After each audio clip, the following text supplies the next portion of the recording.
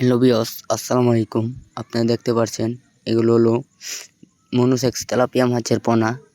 যারা monosex tilapia মাছ চাষ করতে চান তাহলে আমাদের ভিডিও দেওয়া স্ক্রিনের নাম্বারে আজই যোগাযোগ করুন। আমরা এগুলো সারা বাংলাদেশে হোম ডেলিভারির মাধ্যমে বিক্রি করে থাকি। আপনারা চাইলে আমাদের কাছ থেকে এসে দেখে শুনে মাছগুলো সংগ্রহ করতে পারেন।